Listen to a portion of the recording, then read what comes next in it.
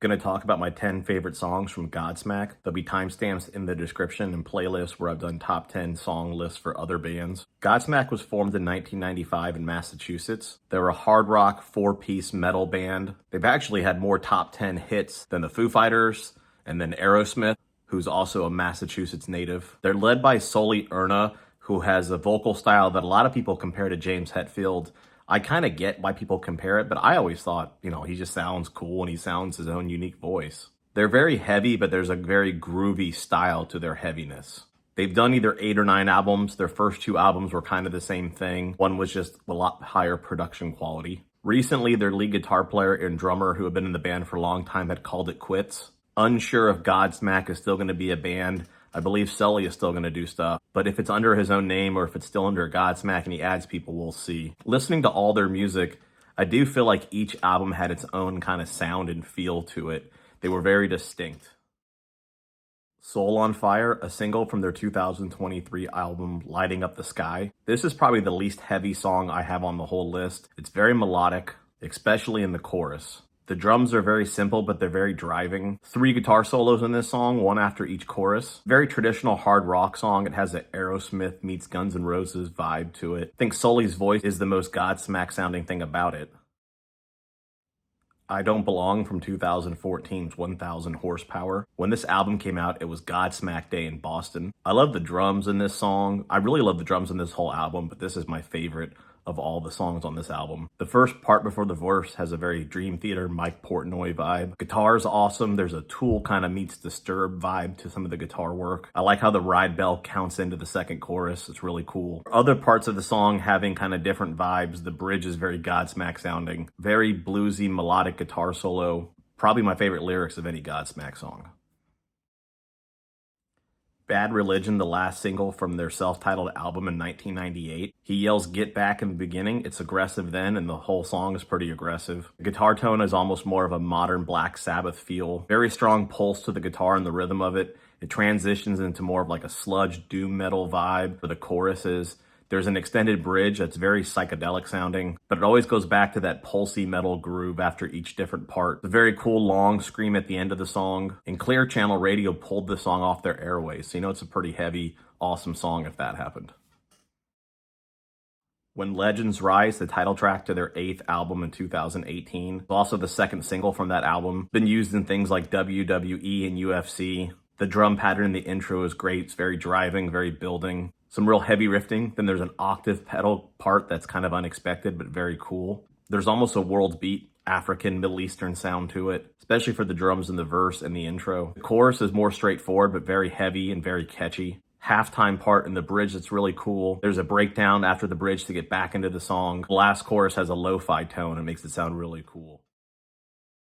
What About Me from Lighting Up the Sky in 2023. I always thought the music sounded like a simpler My Chemical Romance song. I love that there's a phaser or a flanger sounding type effect on the guitar. Maybe it's not there, there's just something to the tone of it that sounds really cool. This is one of my favorite sounding guitar songs that they have.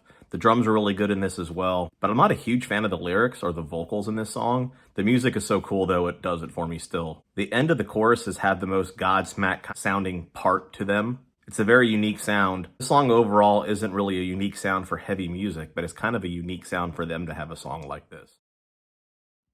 Devil's Swing from The Oracle in 2010. The drum pattern in this, especially in the verse, is so awesome. It's a devil shuffle instead of the devil swing. That's what it should have been called. It's the Picaro shuffle from Rosanna on Toto. It's really stolen from Purdy. It's the Purdy shuffle, really, is kind of what it is.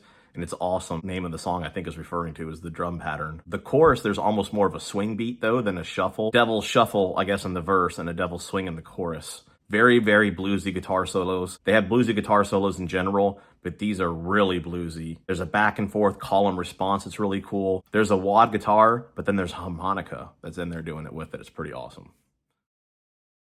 I Stand Alone. It was on both the Scorpion King soundtrack in 2002, then on their album Faceless the next year. I talked about this song before. I have a series where I talk about awesome rock songs from movies, so I talked about it there.